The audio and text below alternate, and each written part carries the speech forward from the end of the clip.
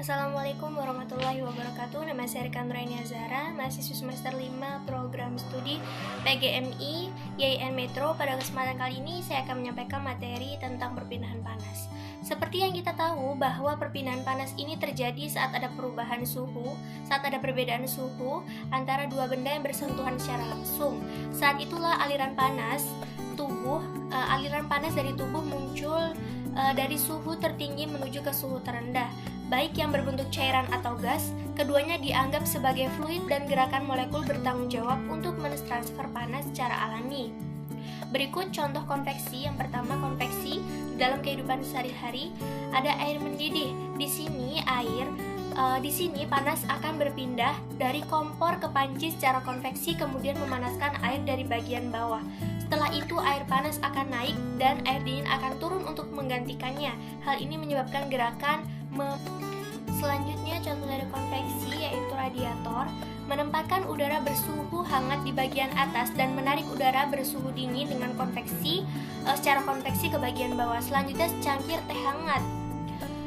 Uap yang keluar menunjukkan panas yang dipindahkan ke udara secara konveksi. Selanjutnya, pencairan es, panas yang bergerak ke dalam es dari udara secara konveksi. Hal ini menyebabkan es meleleh dari padatan menjadi benda cair.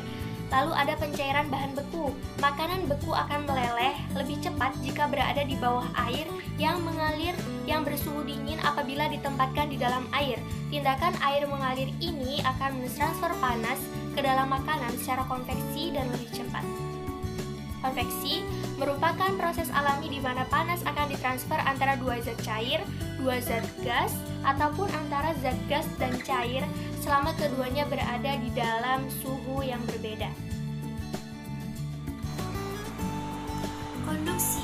Selanjutnya adalah konduksi. Konduksi akan memindahkan panas melalui tumbuhan molekul secara langsung. Area energi kinetik yang lebih besar akan mengirimkan energi panas ke area dengan energi kinetik yang lebih rendah. Partikel berkecepatan tinggi akan bertabrakan dengan partikel yang memiliki kecepatan lebih lambat, di mana partikel yang memiliki kecepatan lebih rendah akan meningkatkan energi kinetik sebagai hasilnya. Konduksi merupakan bentuk transfer panas yang paling umum dan biasanya terjadi melalui kontak fisik. Misalnya, menempatkan tangan ke jendela atau logam ke api yang terbuka. Proses konduksi panas ini bergantung pada faktor berikut, yaitu gradien suhu, panjang jalur perjalanan, penampang material, dan sifat material fisik. Gradien suhu merupakan kuantitas fisik yang menggambarkan arah serta laju perjalanan panas. Ya, yang terakhir, radiasi. Radiasi adalah proses perpindahan kalor yang terjadi dalam bentuk perambatan gelombang elektromagnetik tanpa memerlukan adanya zat perantara atau medium. Radiasi dapat terjadi dalam gas maupun ruang hampa udara. Bila radiasi datang pada suatu benda, maka benda akan meneruskan, memantulkan, atau menyerap kalor panas yang mengenainya. Contoh radiasi, panas matahari bisa sampai ke bumi walaupun melalui ruang hampa di luar angkasa. Tubuh terasa hangat ketika berada di dekat sumber api, contohnya ketika kita sedang membuat api unggun.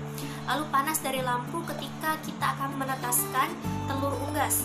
Dan pakaian menjadi kering ketika dijemur akibat panas dari matahari. Baik, sekian, terima kasih.